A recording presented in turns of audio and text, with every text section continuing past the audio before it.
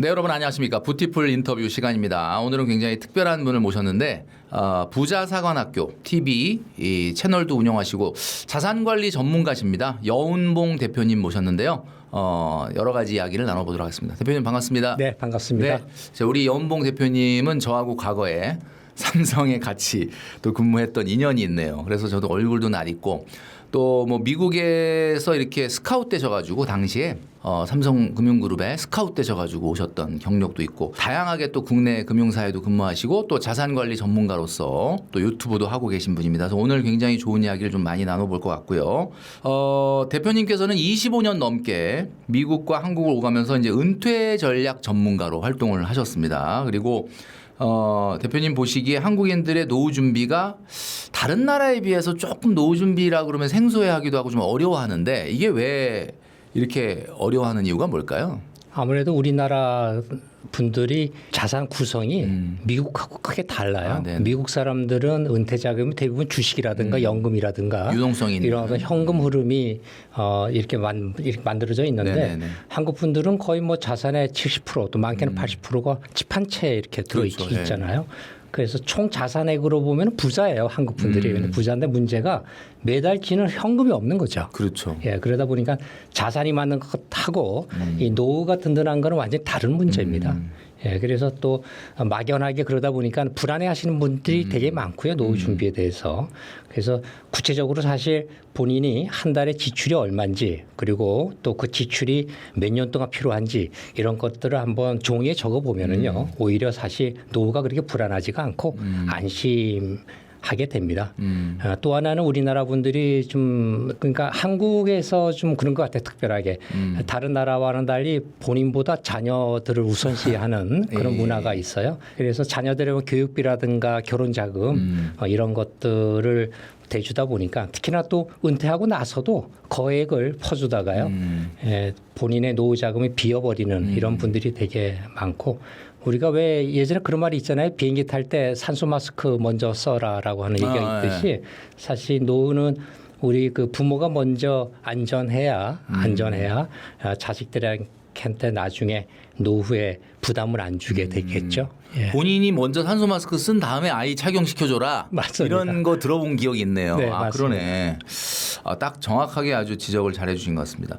노후 준비를 하지 못한 채 이제 보통 뭐 퇴직금 한 1, 2억, 1억 이 정도밖에 안 된 상태로 이렇게 퇴직하시는 분들이 많다고 합니다. 그 우리 대표님 채널에서 1억으로 평생 100만 원 현금으로 만드는 ETF 해가지고 이게 소개한 영상이 있더라고요. 네, 맞습니다. 그 세 가지를 소개해 주셨는데 실제로 1억 정도밖에 안 되는 뭐 그렇게 엄청 큰 현금은 아닌데 이 원금을 최대한 원금은 유지하면서 100만 원 생활비를 만들려면 어떤 포트폴리오를 짜는 게 좋을까요? 일단 산술적으로는 1억을 넣어서 100만 원 만드는 거는 쉽습니다. 예, 쉬운데 문제는 이게 원금. 평생 보장이 아니라는 거고요. 그치. 예, 두 번째는 이게 시장 상황에 따라서 내가 넣은 원금이요 흔들릴 수가 있어요. 예, 줄어들 수도 있다는 건데 제가 그래도 1억으로 뭔가 포트폴리오 짜달라고 하면 세 가지 정도를 한번 짜봤습니다. 하나가 나스닥백 타겟 데일리 커버드 콜이라는 거 하고 두 번째는 미국 배당 다우존스 타겟 커버드 콜이라는 거가 있고요. 세 번째는 이제 안전형 이제 변동성에 대한 방어 목적으로 테슬라 채권 혼합형 이렇게 세 가지를 들 수가 있는데 먼저 앞서 그 나스닥백 타겟 데일리 커버드 콜은 성장 쪽입니다. 아시다시피 나스닥백이라고 하는 것은 여기 비중을 한 50% 정도 넣으면 현재 한 12% 정도의 분배율을 주고 있고요. 성장 목적으로 돈을 좀 묻어두는 거고 두 번째는 미국 배당 다우존스 여기 타겟 커버드 콜에는 비중을 한 30% 정도 이렇게 넣어서 배당하고 안정성을 동시에 추구하는 거고요. 꾸준한 현금 흐름을 만들어내기 위해서 이렇게 두 가지 ETF를 구성했고요. 세 번째는 변동성 방어입니다. 이게 이제 채권에 거의 한 70%가 들어있고 나머지 30%가 테슬라 주식에 들어있는 건데요. 이거는 나중에 증시가 폭락했을 때 그때 대비해서 가져가는 겁니다. 여기 보시는 대로 이제 커버드 콜에 대한 그 이해를 좀 하셔야 되는데 커버드 콜은 주식이 미래에 오를 권리를 팔아서요. 다달이 현금을 받는 그런 구조입니다. 그런데 타겟 커브드 콜을 오를 권리를 팔아서 해야 되는 건데 시장이 만약에 상승하더라도 그 상승분을 다 가져가지 못합니다. 이미 팔았기 때문에. 네네. 또 거꾸로 증시가 혹시 폭락을 하게 되면 그 폭락한 거를 그대로 또 맞게 되죠. 그래서 커버드 콜이라고 하는 것이 사실 원금을 까먹을 수가 있고 원금이 녹아날 수가 있다고 하는 리스크를 좀 알고 계셔야 됩니다. 아무튼 이런 세 개의 포트폴리오를 일반 계좌에서 굴리는 것보다는 연금저축이라든가 IS에 넣어서 굴리셔야 절세가 됩니다. 왜냐하면 이런 것들은 전부 다 분배금이 많기 때문에 배당금은 우리나라에서 다 배당세를 내셔야 되잖아요. 네네. 100%. 그래서 이런 것들은 연금저축이나 ISA 계좌로 넣어서 굴리시면 좀 절세되는 효과가 좀 크다 이렇게 말씀드릴 수가 있습니다. 네. 40대부터는 은퇴를 본격적으로 이제 사실 준비를 하는 시기이기도 하고 관심을 갖게 되는데 40대, 50대, 60대 이 각각 좀 어떤 비율로 포트폴리오를 가져가는 게 좋을까요? 좀 전에 이제 성장 50, 그 다음에 이제 뭐 배당, 안정으로 한 30, 그 다음에 이제 채권 20 이렇게 보여주셨는데 나이가 40대, 50대, 60대에 따라 좀 약간의 어떻게 보면은 좀 변화가 좀 필요할 것 같기도 하거든요. 당연히요. 예, 은퇴 자금을 어떤 포트폴리오의 비율로 가져가는 것이 또 어떻게 인출하는 것이 좀 가장 효과적일까요? 네, 일단 자산 관리라고 하는 것은 등산하는 거와 같다 이렇게 제가 말씀드리고 싶어요. 등산. 예, 올라갈 때 전략과 내려올 때 전략이 달라야 되지 않겠습니까? 네. 안전하게 내려오려면. 그래서 40대에 쓰던 어떤 포트폴리오 전략을 어떤 분들은 60대까지 계속 이어가는 분들이 계세요. 그러다 보면 이제 발을 헛디게 되는데 일단 이걸 한 10년 정도로 구간을 나눠서 보면 먼저 40대인데 40대들은 수입도 있잖아요. 직장도 다니고 또 소득도 있으시고 그리고 이제 덩치를 키우기 위한 그런 구간으로 보시면 됩니다. 그래서 공격적으로 좀 가셔도 되는 거고요. 왜냐하면 폭락이 오더라도 내가 좀 회복할 수 있는 시간도 있고요. 그래서 이런 분들은 가능한 한 공격적으로 주식의 90%, 나머지 10%는 현금이나 채권형으로 이렇게 넣으라고 제가 권장해 드리고 있고요. 주식의 90%는 개별 주식이 아니라 주로 S&P 500이라든가 또 나스닥 100 같이 이런 좀 대형 우량주에 투자하는 미국 지수에 투자하는 거를 제가 권장해 드리고 있고요. 50대가 되면 사실 이때는 안전벨트를 매야 할 시기입니다. 이때는 이제 은퇴가 손에 잡히는 시기이고요. 따라서 아까 주식의 90% 있던 거를 좀 줄여서 주식 비중을 70%로 낮추고요. 채권 현금의 30% 이렇게 좀 지키는 쪽으로 무게 중심을 옮겨야 하는 그런 시기라고 볼 수가 있습니다. 그래서 50대는 수익률보다는 수익률을 좀 양보하고 충격을 시장의 어떤 폭락이나 이런 데에서 충격을 줄이는 그런 전략 포트폴리오를 가져가시는 게 좋고요. 60대가 되면 사실 이때는 우리가 이제 꺼내 써야 될 시기입니다. 이게 이제 화산하는 시기인 거네요. 예, 맞습니다. 예, 이때는 이제 주식을 50%, 안전자산을 50%하는 이때 이제 중요한 게 있는데 이 정도 60대가 되면 본격적으로 가지고 있는 금융자산의 3년치 정도를 빼서요. 생활비로 갖고 있으셔야 됩니다. 예금이나 단기 채권에. 왜냐하면 뭐 파킹 통장 같은 데 넣어놓는 게 좋겠네. 예, 왜냐하면 증시가 폭락을 하게 되면 그렇죠. 이게 주식이 다 들어있으면 그걸 다 깨서 포기하시는 분들이 많으세요. 그런데 내가 3년치 생활비가 들어있으면 증시가 폭락하더라도 그 돈에서 내가 생활비를 뺐을 수 있으니까 갖고 있는 투자 자산을 해지하거나 팔지는 않게 되는 것이죠. 그러니까 이제 뭐 사실 딱 대표님이 얘기해 주신 대로 40대, 50대 이런 방향으로 해야 되는데 막 40대인데 60대처럼 너무 하고 또 60대인데도 막 40대처럼 이렇게 공격적으로 하고 뭐 이런 분들이 많으세요. 좀 많이 있으니까. 예, 40대도 공격적으로 해야 하실 분들이 뭐 의외로 또 너무 80%를 안전하게 가시는 분들은 의외로 많으시고요. 예. 지금 짚어주신 대로 좀 잘 보고 방향을 설정을 좀 하시면 좋을 것 같습니다.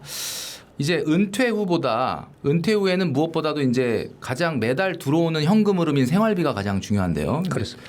대표님 채널에서 ISA 계좌에 분배금을 받으면서도 오래 가져가기가 좋은 ETF 탑3 요거를 이제 소개해 주셨는데 어떤 것인지 좀 얘기 좀 해주시죠. 네, 제가 골라봤는데 ISA 계좌라고 하는 것이 장기 상품이잖아요. 최소 3년 이상 들고 가야 되고 또 계속적으로 장기적으로 굴려서 나중에 ISA에서 만기가 된 돈은 연금저축으로 돌릴 수도 있는데요.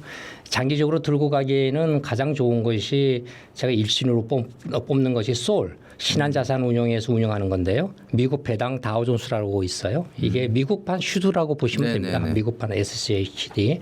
이게 배당은 작아요. 한 3% 정도 배당률을 주고 있지만 장점은 매해 이 배당금이 매해 늘어나고 있는 추세를 갖고 있어요.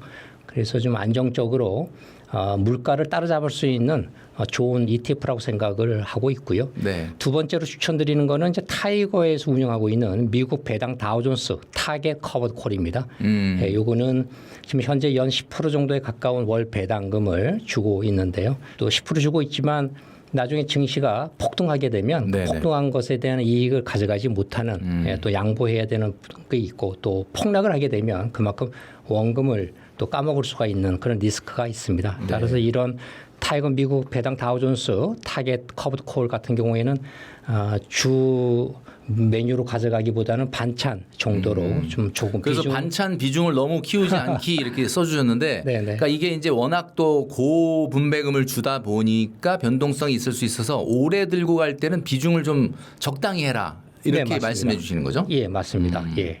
세 번째는요? 네. 세 번째는 코덱스 미국 배당 커버드 콜 액티브인데요. 네. 이거를 제가 추천드리는 이유는 이게 미국의 최대 우량 배당주를 모아놓은 겁니다. 네네네. 그래서 월 배당이 탄탄하게 나오고 있어서 이 세 가지를 IS에 넣으면 좋은 건데요. 이 IS에 넣는 이유는 이런 배당이 나오는 것들은 다 배당 소득세를 내지 않습니까? 근데 IS 안에서 이렇게 들고 가는 것은 일단 금융소득 종합과세도 피할 수도 있고 또 건보료에서도 제외가 되기 때문에 IS에 계좌에서 굴리기에는 이런 배당이 많이 나오는 그런 ETF를 집어넣어서 굴리는 것을 제가 추천드리고 있습니다. 네. 한눈에 딱 보기 좋게 뭐 우리가 이제 말로만 듣는 게 아니라 딱 화면을 보여주시니까 너무 머릿속에 정리가 깔끔하게 되는 것 같습니다. 연금저축펀드에 나입한 돈은 매년 이제 세금 환급을 받죠. 뭐 5,500 이상이냐 이하냐에 따라서 또 좀 차이가 나긴 하는데 수익률로 치면은 최대 어떻게 보면 19.5%가 나는 효과를 누릴 수 있다라는 이야기를 하는데 55세까지 묻어둬야 되는 장기 투자자 입장에서는 이게 좀 거의 필수적이다라고 생각이 됩니다. 장기적으로 어떤 ETF를 담아야 하는지 이 연금저축펀드에 꼭 담아야 하는 ETF 두 가지 뭐 있다면 한번 좀 추천을 해주시죠. 예, 연금저축은 특징 두 가지가 있지 않습니까? 네네. 하나가 세공제를 세공제. 받을 수 있다는 것인데요. 뭐 적게는 13.2%, 또 많게는 16.5% 세공제를 받을 수 있다고 하는 장점이 있고 두 번째 더 큰 그 혜택이 있어요. 네네. 저는 이거를 강조하는데 과세 이연이라고 하는 거죠. 세제 이연이라고도 얘기하는데 근데 사실 이거 체감을 잘 못하다 보니까 네. 이게 뭐 얼마나 대단한가 뭐 이런 걸 잘 언뜻 이렇게 생각은 잘 안 드는데 네네. 대단하다는 거죠 이게. 이게 굉장히 큽니다. 왜냐하면 우리가 미국 S&P 500 같이 국내에 상장된 이런 미국 지수 ETF로 투자를 하게 되면 네네. 매매 차익에 대해서도 세금을 내야 하고 분배금에 대해서도 세금을 다 내야 되는 네네네. 거죠. 이 세금 낼 돈을 이 연금저축에서 굴리게 되면 세금을 이연해 준다는 얘기예요. 나중에 찾을 때 내게 한다는 거죠. 그러니까 세금 낼 돈이 같이 굴러가게 됩니다. 투자가 세금 내야 돼서. 될 돈까지 투자가 되는. 네네. 근데 이게 1, 2년이 아니라 이게 20년, 30년이 굴러가게 되면 이게 굉장한 그 과세 이연 효과가 크죠. 예. 그래서 55세까지 복리로 키우기에는 이런 성장 엔진 같은 ETF 같은 걸 담아서 네네. 연금저축에 세제 이연 효과를 누리시면 아마 예상 밖의 큰 수익을 가져갈 수가 있다고 보고요. 네네. 또 절반은 이 폭락에 대한 방패로 또 가져가야 될 게 있어요. 네. 연금저축 장기 상품인데 장기 국고채 ETF입니다.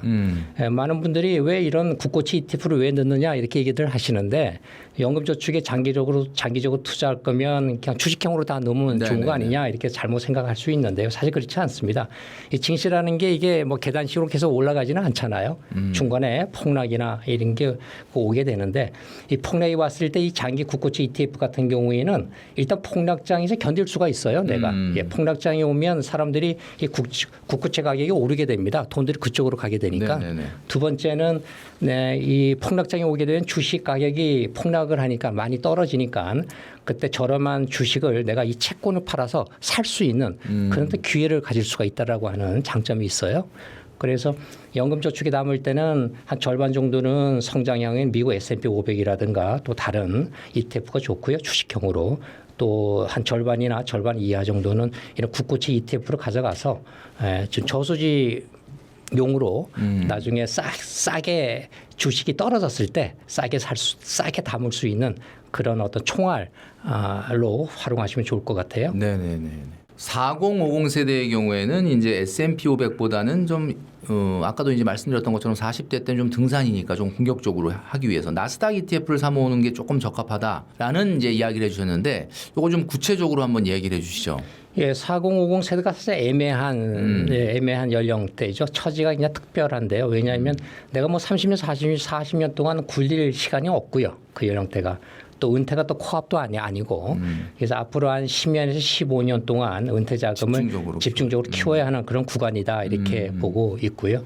지금 S&P 같은 경우에는 지난 10년간 보면 10에서 11% 정도 수익이 나오지 않았습니까? 네. 나스닥 100은 연 한 14%, 16%인데 이게 몇 프로 차이 안 나는 것 같지만 이게 사실 10년, 15년 동안 이렇게 투자하고 나면 상당히 큰 차이가 벌어져요.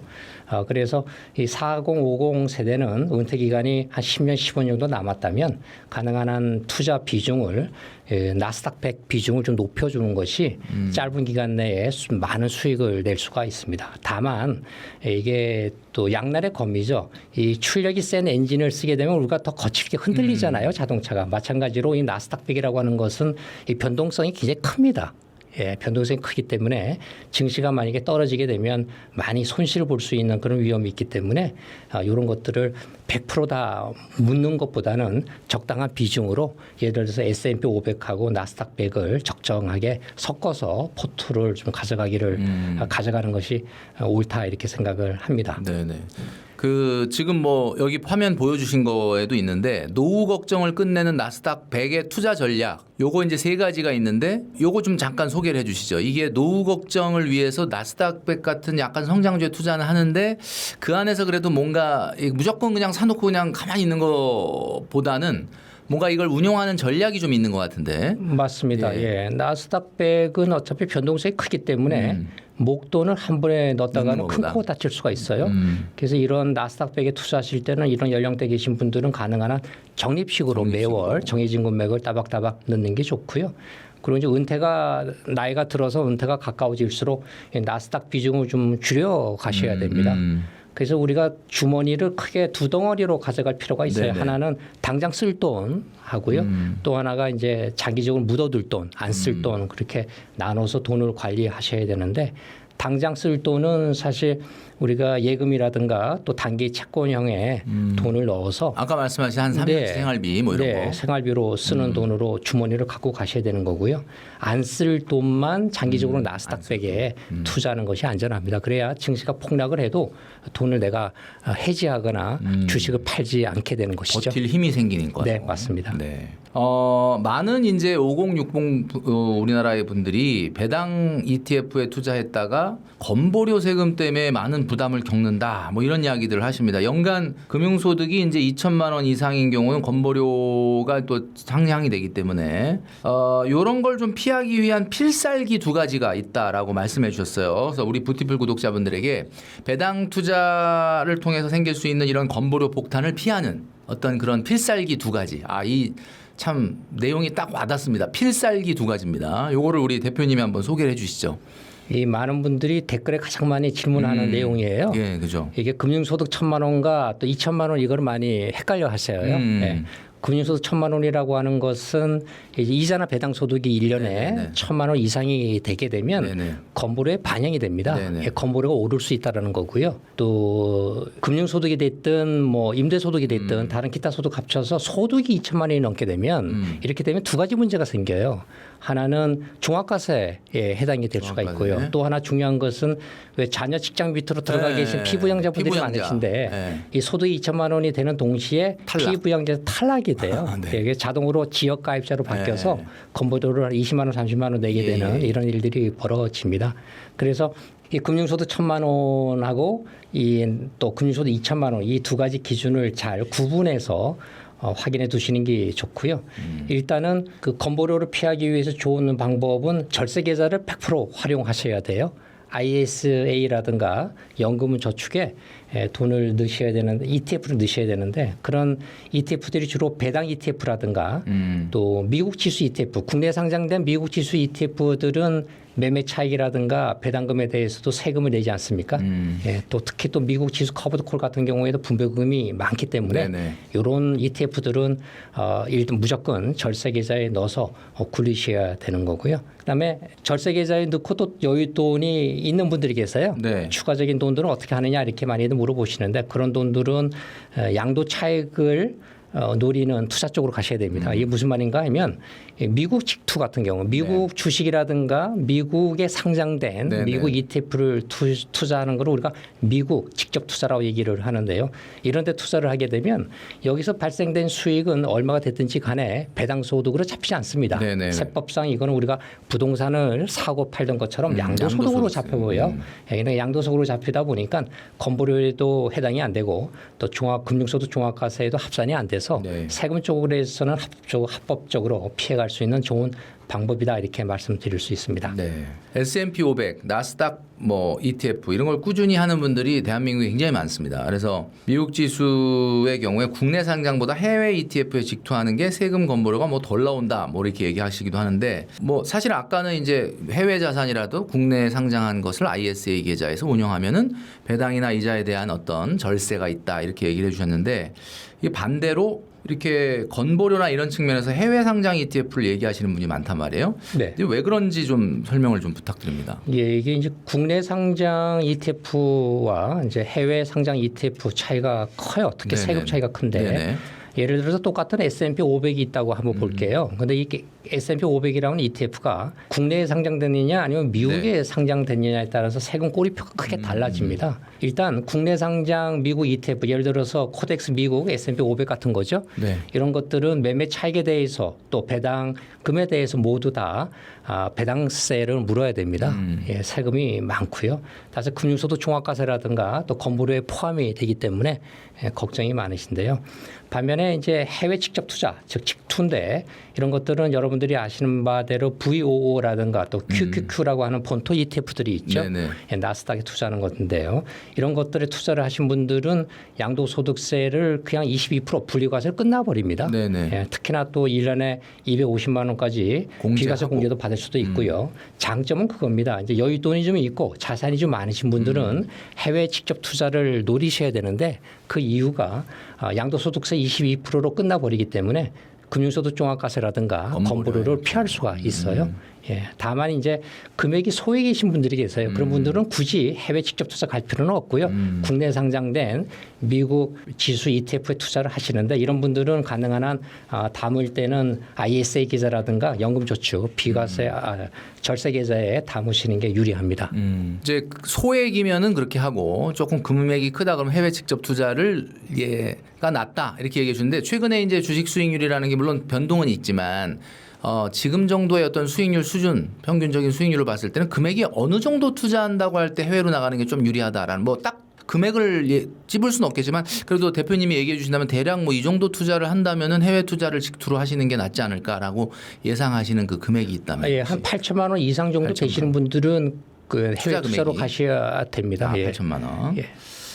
건보료 폭탄을 부르는 ETF 3종이 또 있다고 얘기하잖아요. 거꾸로 이제 뭐 아까 이제 절세 필살기도 얘기해 주시면 거꾸로 건보료 폭탄을 부를 수도 있는 ETF인데 요 3종 이거 어떤 건가요? 예, 이게 아까 말씀드린 대로 이제 일반 계좌에서 돈을 굴릴 때 일반 계좌에서 국내 상장 해외 ETF가 특히 위험하죠. 왜냐하면 아까 말씀드린 대로 국내에 상장된 해외 ETF, 미국 ETF 같은 것들은 분배금 매매 차익 양쪽에 대해서 다 배당 소득세를 내야 되니까 이게 이제 건보료를 불러들일 수 있고요. 1년에 연간 소득이 배당 소득이 1,000만 원이 넘게 되면 예, 건보료가 해당이 되죠. 두 번째는 이제 고배당, 월배당 ETF에 투자하시는 분들이에요. 커버콜 같이 이런 것들은 사실 1,000만 원만 담아도요. 분배금이 한 10%만 돼도 연 1,000만 원을 훌쩍 넘게 1,200만 원 되죠. 나오니까. 예, 그렇게 되니까 건보료 기준선을 그냥 돌파하게 되는 거고요. 세 번째는 이 많은 분들이 파킹형 ETF에 잠깐 목돈을 묻어두는 네네네네. 분들이 계세요. 그래서 뭐 잠깐 묻었는데 깜빡하고 잊어버리면 예를 들어서 5억을 묻어도요. 3%만 보더라도 1,500. 그냥 1,500만 원이 생깁니다. 그래서 이렇게 부지부식간에 파킹형 ETF에 목돈을 넣어서 건보료 폭탄 부르는 이런 사례들이 있어서 이제 이런 데 묻으실 때는 내가 넣은 원금에 대해서 예금 이자 또 배당금이 얼마인지를 미리미리 사전에 파악해서 금액을 넣으시는 게 안전합니다. 네. ETF 투자하는 분들이 재테크 초보인 경우가 많습니다. 아무래도 이제 종목보다는 ETF가 조금 접근하기가 좀 수월하다.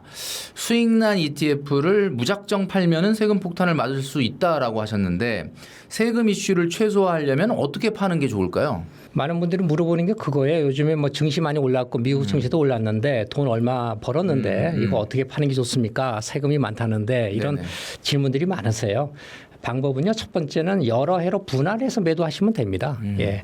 왜냐하면 내가 예를 들어서 뭐 3천만 원을 벌었다고 치면 3천만 원을 올해 1,500만 원 팔고 내년에 1,500만 원을 파는 겁니다. 그러면 금융소득 종합과세에서 일단은 피할 수가 있는 거고요. 좀 예민하신 분들은 건보료는 어떻게 하느냐 하시는 분들이 계세요. 건보료 걱정 있는 분들은 3년에 걸쳐서 1,000만 원 이렇게 3년에 걸쳐 나눠서 팔게 되면 건보료까지 피할 수가 있는데요. 일단 여러 해로 분할 매도하는 방법도 있고 또 영리한 방법은 연말 연초를 활용하는 방법도 좋아요. 연말 연초. 예. 예를 들어서 일부는 수익의 일부는 12월 달에 팔고 또 나머지 일부는 그 다음 달인 새해가 들어서 1월에 팔게 네네. 되면 불과 한 달 차이잖아요. 네. 그럼에도 불구하고 세법상으로는 각각 다른 두 해 소득으로 분산해서 보기 때문에 예, 짧은 기간 내에 이렇게 연초 연말을 이용해서 파시는 방법도 있고요. 또 여러분들께서 올해 이미 받은 배당도 있을 거예요. 네네. 또 이자도 있을 테고 이런 거를 미리 좀 합산해 보셔서 남은 여유분이 얼마인지를 확인한 다음에 그 여유분만큼만 파는 그런 것들도 한번 계산해 볼 필요가 네, 있습니다. 예, 예. 또 많은 분들이 절세 목적으로 ISA 계좌를 만들고 나서 그대로 이제 그냥 방치해 두시는 분들이 굉장히 많습니다. 물론 뭐 ISA 계좌를 만들어야 뭐 언젠가 또 투자를 하게 될 일이 있어서 뭐 미리 만드셨겠지만 대표님께서는 ISA 계좌에 돈을 오래 묶어 놓을수록 오히려 손해가 될 수도 있다라고 하셨습니다. 그래서 ISA 계좌 혜택을 오래 활용하기 위해서 꼭 알아야 할 운용 전략이 있다면 어떤 것이 있을까요? 네, 제가 많이 만나본 분들 중에 이 ISA를 이렇게 방치하는 분들이 의외로 많으시더라고요. 네네네. 예, 그래서 ISA는 한마디로 이게 만들어두는 통장이 아니고요. 굴려야 하는 통장이다 이렇게 좀 인식을 해줬으면 좋겠어요.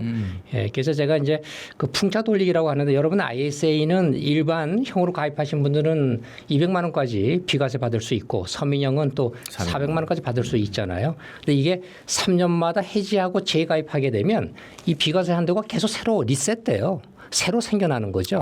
근데 만약에 어떤 분이 어떤 분이 10년을 그냥 가입하고는 10년 동안 가지고 있었다. 그리고 그러면 안 돼. 10년 뒤에 만약에 돈을 찾으게 되면 한 번 밖에는 비과세 혜택을 받을 수 있잖아요. 그 그래서 10년 동안 3년마다 해지하고 재가입하고 해지하고 재가입하고 하면 3번 정도를 할 수가 있어요. 그래서 풍차 돌리기군요. 예, 그래서 3번 정도까지 비과세 혜택을 받을 수 있다. 이제 그런 게 좋은 거고요. 또 하나는 이렇게 3년마다 해지하게 되면 그 해지한 돈을 연금 계좌로 이전할 수가 있습니다. 네네. 그렇게 되면 국가에서는 또 추가 세액공제를 해줘요. 이게 또 큽니다. 이게 세액공제 받으면 한 40만 원 또 50만 원 또 추가로 돌려받게 되는 건데요. 네. 이게 만기되고 나서 중요한 거는 만기되고 나서 ISA를 만기하고 나서 60일 이내에 연금 계좌로 옮기셔야 돼요. 그것도 한 기간이 있군요. 60일. 예, 기간이 있습니다. 그게 중요한데 옮기되면 옮긴 금액의 10% 최대 300만 원까지는 추가 세액공제를 해주는데 말씀드린 대로 40만 원, 50만 원을 돌려받아요. 3년마다. 이것도 굉장히 큰 금액이고요. 그리고 또 세 번째는 이 많은 분들이 비과세 한도를 다 채웠는지를 결정하는 데 있어서 이 3년이라는 기간을 생각하시는데 3년이 되면 다 무조건 해지하느냐 그렇지 않습니다. 내가 손실이 났으면 해지 안 해도 되는 거고요. 그렇죠. 수익이 없으니까. 또 뭐 내가 넣은 돈이 얼마 되지 않으면 또 미리 그렇게 해지할 필요가 없이 일단 200만 원, 400만 원이 생길 때까지 갖고 가는 것이 유리합니다. ISA에 그냥 무작정 방치할 게 아니라 이렇게 3년마다 수익이 났을 때 풍차 돌리기 지금 말씀해 주셨던 것처럼 3년마다 해지하고 재가입해서 비과세 한도를 리셋하면 또 추가적으로 비과세 한도가 늘어난다 이렇게 말씀을 해 주셨습니다. 또 많은 분들이 실수하는 게 네 번째인데요. 그 ISA에 일반 개별 주식을 담는 분들은 의외로 많으시더라고요. 예, 그리고 또 의외로 국내 상장된 국내 주식형 ETF를 담는 경우가 많고요. 사실 그렇게 국내 개별 주식이나 국내 주식형 ETF를 담게 되면 사실 비과세 한도를 허공에 날리는 꼴이 돼요. 네. 왜냐하면 어차피 국내 주식과 국내 주식형 ETF는 세금이 없지 않습니까? 매매 그렇죠. 차익에 대해서. 네. 예, 그래서 그런 것들을 가능한 한 야이에서 담지 않으시길 바라고요. 만약에 이런 분들 계세요. 국내 주식이지만 배당을 많이 주는 주식, 고배당 주식에 투자하시는 분들이 계신데 네네. 그런 분들은 담으셔도 좋습니다. 예, 배당에 대해서는 세금을 내야 되기 때문에 하지만 이제 이런 IS에 담으면 세금을 세제 이연 효과를 가져갈 수가 있죠. 네네. 비과세와. 네. 제가 과거에 그 우리 영운봉 대표님이 그 저희 같은 근무를 할 때 고액 자산가들을 많이 좀 상담을 했던 기억이 제가 나거든요. 이제 그때 아무래도 고액 자산가 분들한테 가장 관심사는 역시 세금. 그 중에서도 뭐 증여나 상속, 네. 이런 것들이 이제 굉장히 그리고 그 당시에 그 전문가로서 굉장히 오래 활약을 하셨는데 은퇴 후에 이렇게 자산을 정리하는 과정에서 많은 분들이 놓치는 절세 포인트가 있다고 하셨습니다. 이거 사실 뭐 누구나 인생 살다 보면 이런 경우를 많이 경험을 못 하니까 그럴 텐데 미리 이렇게 준비를 하면은 세금을 크게 줄일 수 있는 전략이 있다고 얘기를 해주셨습니다. 어떤 건지 좀 정리해 예, 맞습니다. 주시죠. 이 포인트를 잘 모르시는 분들은 의외로 또 많으세요. 네네네. 이제 금융 투자를 미국이나 또 국내 상장, 해외 ETF 투자에서 수익이 뭐 몇천만 원, 몇 억씩 나신 분들 의외로 있으시더라고요. 뭐 1억 투자해서 6억 나신 분들도 있지 않습니까? 네네네. 그러면 매매 차익이 5억이잖아요. 네네. 그 5억에 대해서 미국에 투자하신 분들은 세금이 22%입니다. 그렇죠. 그러면 세금만 해도 1억 원 정도 세금을 내야 되잖아요. 네네. 예, 그런데 만약에 배우자가 있다면 이 배우자한테 그 6억 된 거를 팔지 않고 증여를 하는 거예요. 우리나라에서는 그 배우자끼리 증여할 수 있는 게 10년 동안에 6억 원까지는 비과세지 않습니까? 예, 그러면 세금을 안 내게 되는 거예요? 예, 6억을 와이프 이름으로 넘기는 거죠. 예, 그럼 그냥 내가 만약에 그걸 실현을 했으면은 1억을 내야 되는데 1억을 세금 내야 되는데 이 생각은 못 해봤네. 원금 1억하고 수익 5억을 합친 6억을 와이프 명의로 넘기게 되면 증여세 일단 없고요. 그리고 와이프가 그거를 1년 후에 파는 겁니다. 그 팔게 되면 어떤 일이 벌어지는가 하면 부인이 그 남편한테 받았을 때 그 시세가 6억으로 간주가 돼요. 그렇죠. 예, 취득가가 예, 그 주식이 됐든 아니면 ETF가 됐든 6억에 간주가 되기 때문에 1년 후에 부인이 팔 때 그게 뭐 같은 6억이라면 세금이 0원인 거죠. 양도세가. 그렇죠. 근데 예. 이제 뭐 7억이면 7억이면 1억에 이제 대해서 뭐 1억에 대해서만 내면 되는 거니까 남편분이 애초에 팔았을 때보다는 훨씬 유리한 거죠. 근데 이게 많은 분들이 이제 이런 거를 활용하다 보니까 정부에서 작년에 법을 좀 바꿔놨습니다. 이거를 증여받고 나서 1년 후에 팔아야 이런 절세 효과를 가져갈 수가 있습니다. 그러니까 바로 팔면 안 되는구나. 예, 1년 안에 팔게 증여받고 나서 1년 안에 팔게 되면 그거는 이제 세금 회피용이라고 생각을 해서 예. 과세 그래도 뭐 이용이라고 그냥 해서 뭐 기간을 1년으로 해준 게 남편분 취득가를 따져서 다시 계산을 합니다. 따져서. 요거 이제 자산이 좀 이렇게 성장한 것이 있으면 증여하는 방법이 있을 수가 있네요. 예, 또 앞으로 지금 이 미국 ETF라든가 또 미국 주식에 투자하신 분들 중에서 소득이 앞으로 계속 늘어나겠죠, 이익이. 그런 분들도 차후에 이런 전략을 쓰실 수 있으십니다. 합법적인 절세 전략이니까요. 네네, 그러네. 이거는 합법적인 절세 전략. 또 뭐가 있을까요? 두 번째. 두 번째가 아까 말씀드린 2월 과세입니다. 그게 이제 증여 후에 반드시 1년 지나서 매도해야 된다. 예, 좀 이거를 꼭 좀 알고 계셔야 하는 거고요. 세 번째는 이제 부인이 팔았는데 그 팔은 돈을 남편한테 다시 넣어주는 경우가 있어요. 입금해 주는 경우가 있습니다. 원래 남편 돈이었으니까. 현금을. 예, 그렇게 되면 과세관청에서는 그 증여로 보지 않기 때문에 나중에 증여로 안 본다고요? 예. 그게 예를 들면 그 증여를 했으면 그 돈을 부인이 가져야 되는데. 예, 가져야 되는데 그 주식을 팔고 나서 다시 남편 계좌로 넣게 되면 예, 앞서 그 남편분이 그 1년 전에 증여한 것을 증여로 간주를 안 합니다. 그러면 다시 세금을 내야 되는 거 아닌가요? 예, 맞습니다. 예. 그러니까 함정. 네. 그래서 판돈을 배우자 통장에 다시 넣게 되면은 원래 배우자 증여가 통장에서 취소되고 원래 그 남편이 수익 본 거에 대해서 맞습니다. 그냥 세금을 내야 된다. 예, 그래서 그걸 좀 주의해야 된다는 얘기군요. 그래서 배우자한테 넘겨서 배우자 계좌로 계속 관리를 해야 된다. 그것만 좀 지켜주시면 좋겠습니다. 네, 알겠습니다. 노후를 준비하는 5060들에게 안전한 투자. 그러니까 뭐 최근 같은 경우는 뭐 투자를 아예 배제하고는 노후 준비하기는 좀 어렵다라고 인식하시는 분들이 많으니까. 근데 이제 뭐 투자라고 하는 건 뭐 사실 누구에게나 뭐 최근에야 뭐 미국장이든 한국장이든 좋으니까 최근의 경험만 갖고 있는 분들이야 뭐 당연히 주식이 너무 좋게 느껴지겠지만은 장기적인 관점에서 보면 주식시장이랑 항상 좋은 건 아니니까 맞습니다. 이 안전한 투자를 위해서 우리 대표님만의 어떤 원칙, 이 5060들이 노후 준비를 하면서 이렇게 좀 해라라고 하는 원칙이 있다면 좀 어떤 원칙이 있을 수 있을까요? 네, 첫 번째는 많은 분들이 연금 계좌에 ETF를 집어넣어 놓고요. 자주 열어봐요. 자주 열어보니까 손이 궁금하니까. 자꾸 가는 거죠. 그래서 이제 잦은 확인은 불필요한 매매를 부르게 되고요.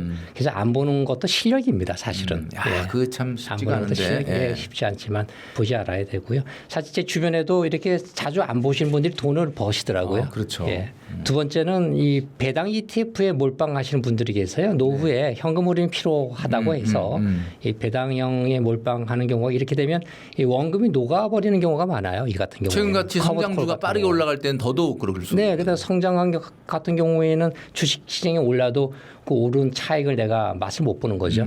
예, 그래서 배당형 ETF라고 하는 것은 보통 갖고 있는 금융자산 비중의 30%에서는 50% 정도만 가져가시고 네네. 나머지는 성장형에 넣으시는 게 좋아요. 그래서 배당 ETF라는 것은 하나의 현금 흐름의 한 일부분이라고 보셔야 되는 것이지 여러분의 자산 전체를 맡길 수 있는 그런 주인공은 아니다. 이런 관점에서 배당 ETF를 보셔야 되는 거고요. 네네. 세 번째가 중요해요. 우리가 투자를 하실 때는 항상 포트를 짜야 되지 않습니까? 네네. 포트를 짜실 때 항상 배당형과 성장형을 균형 있게 짜는 게 굉장히 중요해요. 배당형만 짠다거나 또 성장형만 너무 묻게 되면 현금 흐름이 없는 거고요. 네네. 또 배당형만 묻으면 현금 흐름은 좋겠지만 또 성장형을 놓칠 수 있기 때문에 이런 비중을 두 바퀴가 같이 굴러가게끔만 해주면 균형감이 다만 이제 연령에 따라서 배당형 비중을 많게 또 적게 그것만 좀 각자 조절하시면 좋을 것 같고요. 그래서 투자하실 때는 배당형 주식이 됐든 또 ETF가 됐든 마찬가지입니다. 두 가지를 항상 균형 있게 사고하는 생각을 좀 가져가시면 좋을 것 같고요. 네 번째인데 굉장히 중요해요. 네 번째. 많은 분들이 네 번째에서 망합니다. 네. 위에 세 번째는 다 지킬 수가 있는데 네네. 누구나가 네 번째 폭락장에 오면 팔아버려요. 무서워가지고. 무서우니까. 예. 왜냐하면 더 떨어진다고 뉴스가 자꾸 터지다 보니까 안 팔면은 못 빼기는 거죠. 그렇죠. 무서워서. 예. 그래서 팔게 되는데 그래서 그런 것들을 안 파는 방법이 뭔가 고민해 보면 이 3년치 생활비를 미리 확보를 시켜놓는 거예요. 연세가 많이 들수록. 예, 그렇게 되면 증시가 폭락하더라도 현금이라든가 또 단기 국채에서 내가 돈을 빼서 쓰면 되는 거니까 갖고 있는 주식이 아무리 떨어져도 그걸 견딜 수가 있다라는 거죠. 뭐 3년 동안의 생활비를 미리 확보한다는 게 폭락장에 뭔가 마음을 멘탈을 좀 지키기 위한 방법으로 얘기를 해주셨는데 떨어진 주식을 억지로 안 파는 생존 전략을 넘어서 더 사면 어떻습니까? 네, 그때. 이제 이게 어떻게 본다면 3년치 생활비가 또 총알이 될 수도 있는 거죠. 그렇죠. 예. 증시 좀 일부를 더 폭락했을 사는. 때. 예. 그래서 증시 폭락이 남들이 볼 때는 위기라고 볼 수가 있겠지만 이렇게 원칙을 지키시는 분들은 사실 기회라고 보는 거죠. 그러니까 어쨌든 그 대표님이 이제 지금까지 좀 여러 가지 이야기를 해주셨는데 투자라는 게 대표님이 이게 오늘 정리해 주신 내용을 딱 듣다 보면은 그때 그냥 기분상으로 감으로 하는 게 아니라 어떤 나름대로 원칙이나 공식 같은 게 좀 있는 것 같다는 느낌이 좀 들거든요. 뭐 다른 우리 출연자분들이 얘기해 주시는 내용하고도 뭐 일부 약간 비슷한 부분도 있지만 대표님하고 이야기 나누니까 아 이게 뭔가 톱니바퀴가 착착 맞물려서 돌아가는 듯한 느낌? 네. 예, 약간 이런 느낌이 좀 듭니다. 예, 투자는 그래서 원칙과 규칙이 따라주면 실패할 일은 없어요, 사실은. 그래서 사실 직업적으로 경찰관, 군인들 이런 분들이 참 투자를 잘하십니다. 그렇습니까? 예, 원리 원칙을 따지시는 분들이 규율, 또 규칙 이런 걸 따지시는 분들이 굉장히 잘하세요. 네네. 5060들의 안전 투자 네 가지 원칙을 지금 딱 말씀해 주시고 나니까 제가 그 말씀 생각이 딱 들어갖고 얘기를 드렸는데 이런 것들의 다양한 컨텐츠가 사실 우리 대표님이 지금 하고 있는 유튜브란 네네. 말이죠. 그래서 많은 분들이 우리 부티블 구독자분들도 우리 여운봉 대표님 오늘 처음 뵙기 때문에 아, 또 유튜브가 궁금하다라고 하실 수도 있으니까 마지막 메시지 주시기 전에 그 우리 대표님 유튜브 잠깐 좀 소개를 해주시죠. 어떤 유튜브인지. 네, 저는 지금 두 개의 채널을 운영하고 있고요. 네네. 여운봉 부자사관학교라고 해서 부자사관학교. 예, 부동산이라든가 금융이라든가 은퇴, 세금 전반에 걸쳐서 다루는 주제가 되겠고요. 또 하나는 이제 머니스토리 랩이라고 하는 채널이 있습니다. 네네네. 여기에는 금융 투자만 전문으로 다루는 그냥 부동산이나 채널입니다. 전반적인 걸 다루는 거는 부자사관학교. 여운봉 부자사관학교고요. 그리고 금융 한 가지만 금융 다루는 하나 거는 머니스토리 랩이라고 머니스토리 있습니다. 랩. 네. 네, 여러분들 한번 뭐 방문하셔가지고 여러 콘텐츠들을 좀 보시면 좋을 것 같습니다. 자, 오늘 대표님 모시고 여러 이야기 나눠봤는데 끝으로 우리 뷰티풀 구독자분들에게 또 이제 하반기가 시작됐습니다. 2026년도 투자나 저축이나 또 이런 자산 관리를 좀 어떻게 하는 게 좋을지 마지막으로 우리 조언 좀 해주시고 마무리하도록 하겠습니다. 네, 저도 많은 댓글이나 질문을 받는 것이 내가 나이가 70인데 지금 너무 늦은 거 아니냐 또 뭐 이렇게 질문하시는 분들 의외로 많으세요. 네네네. 사실 절대 늦은 건 아니고요. 사실 나이가 80, 90이 돼도 재테크 하셔야 됩니다. 저는 그렇죠. 그렇게 얘기를 예. 하고 있어요. 사실 죽을 때까지 해야 되는 거죠. 왜냐하면 나이 80도요. 나이 90에 쓸 돈을 저축 투자해야 됩니다. 맞습니다. 나이 90도 마찬가지고요. 나이 100세에 쓸 돈을 준비하든지. 우리가 죽는 그날까지 돈을 써야 되지 않습니까? 맞습니다. 네, 예, 그러니까. 그리고 지금 버는 돈을 다 불안해서 쓸 수가 없는 거죠. 그죠. 예, 그래서 우리는 항상 아껴서 쓰고 해야 되는데 재테크는 항상 귤을 쫑고 세우고 피곤하지만 용어도 어렵고 다 영어가 그러지 않습니까? 금융상품 이름들이 공부를 좀 하셔라 이렇게 제가 꼭 권장해 드리고요. 두 번째는 이 관점을 좀 바꾸셔야 돼요. 우리가 노후 준비 그러면 얼마를 모아야 되는 거 아니냐 이렇게 생각들 하시는데 그게 아니라 내가 매월 얼만큼 또 어느 기간까지 현금 흐름을 구성하느냐 그게 또 중요한 것 같아요. 현금 흐름을 만들어 두는 게 굉장히 중요한 것 같습니다. 세 번째는 이제 평범한 것의 힘이라고 제가 말씀드리고 네네. 있는데요. 우리가 폭락장에서 원칙 지키기만큼만 좀 지켜줬으면 해요. 많은 분들이 보면 제 주변 분들이 보면 이 증시가 요 며칠 전에 많이 폭락하지 않았습니까? 네네네네. 예, 서킷 브레이크다 해서 뭐 여러 폭락하면 갖고 있는 주식을 던져요. 예, 그래서 참 안타까운데 이 시장이 단단하고 이 경제라고 하는 것은 계속 발전할 수밖에 없지 않습니까? 네네. 기술이라고 하는 것은 계속 발전하게 되고 또 기술이 발전하면 기업들이 돈을 많이 벌게 돼 있어요. 기술 발전으로 인해서 부가가치가 많이 늘어나니까 그럼 직원들에 대한 급여도 늘고 또 주식 갖고 있는 분들 배당금도 많이 줄 수 있는 거고 또 세금도 많이 내니까 국가 재정도 좋아지고요. 네네. 이렇게 경제는 발전하니까 주식이라는 것 또 금융 투자라고 하는 것은 계속 발전한다 이렇게 보시면 되기 때문에 단기적으로 우리 시장의 급등락에 따라서 너무 휘둘릴 필요는 없다 이렇게 말씀드리고 싶습니다. 네네. 우리 여운봉 대표님 나오셨기 때문에 원래 저희가 준비했던 질문은 아닌데 몇 가지 좀 여쭤보고 싶은 게 최근에 전 국민들의 초미의 관심사는 역시 그 두 개 기업인 반도체 기업에 집중되고 있지 않습니까? 뭐 최근엔 사실 여러 코스피의 종목보다는 오히려 이 삼전하이닉스 때문에 다른 주식을 팔고 또 삼전하이닉스를 사기 위해서 보험 계약까지 해지하는 분들이 등장할 정도로 굉장히 사실은 어떻게 보면 그동안에 1년 사이에 뭐 삼전 같은 경우 7, 8배, 하이닉스 13배 이상 이렇게 올라가는 폭등장이 있다 보니까 모든 관심이 거기 쏟아지고 있는데요. 우리 대표님이 보시기에는 뭐 이 질문이 사실 바보스러운 질문이라는 건 알고 있는데 워낙 많이 얘기를 하니까 지금이라도 삼전하이닉스 이렇게 높아져 있는데 좀 나는 뭐 당장 1년에 뭔가 수익을 안 보려고 할 거면 지금이라도 좀 살까요? 라는 질문들을 많이 듣지 않습니까? 아마 대표님도 네네. 많이 듣는데 어떻게 좀 이야기를 해주시고 계시나요? 저는 이렇게 말씀드리고 있어요. 일단은 대출을 받든 뭐 돈을 빌려서 투자를 하든 사실 큰 용기라고 생각하고 저는 박수 쳐드리고 싶습니다. 아, 일단은 네. 박수 쳐드리고 왜냐하면 싶다. 그렇게 못하시는 분들이 대다수란 말이죠. 예. 예. 두 번째는 단 그렇게 뭐 빌려서 하든 뭐 어떻게 하든 뭐 돈을 꾸든 보험을 해약해서 넣든 좋은데 단 넣으실 때 두 가지 원칙을 좀 지켰으면 좋겠어요. 두 가지 원칙. 하나는 반드시 그 목돈을 한꺼번에 넣지 말아라. 제발. 예, 그 돈을 한꺼번에 넣지 마라. 예, 제발. 근데 막 계속 연일 올라가면은 이거 이렇게 조금 넣었다가 못 사게 될까 봐. 그렇지 않습니다. 그거를 제가 24개월로 쪼개라고 얘기를 하고 있어요. 24개월이요? 네네네. 24개월로 24개월로 쪼개서 넣게 보면 나머지 돈은 이제 CMA나 파킹 통장에 넣어두는 거죠. 그럼 매월 예를 들어서 뭐 50만 원씩 들어간다고 했을 때 증시라는 게 계속 계단식으로 오르지는 않는단 말이죠. 중간에 폭락이나 급락이 또 옵니다. 예, 그때는 우리가 저수지에서 물 빼듯이 추가로 또 50만 원 추가로 또 넣고 하다 보면 사실 24개월로 내가 목표로 잡았지만 한 12개월 만에도 돈을 다 소진하는 경우가 있어요. 그죠. 예, 그래서 적립식으로 투자를 하시되 꾸준히 하시라. 그거를 뭐 1년, 2년 정도 놓고 하시면 안 되고요. 24개월이면 2년인데 네. 2년에 그렇게 걸쳐서 하면 도대체 이거 언제 수익을 실현합니까 이거? 2년이 되면 이제 내가 그 아까 말씀드린 대로 저수지, 아까 CMA 기다리는 이런 데 계속 돈을 벌어서 채워 넣어야 되는 거죠. 그래서 2년이 아니라 사실 3년, 4년 계속 투자를 하셔야 되는 거고 2년 뒤에 내가 돈이 없어서 더 이상 못하겠다 하시는 분들은 그 2년 동안 투자한 돈을 다 찾아서 해지해서 다시 적립식으로 또 들어가는 겁니다.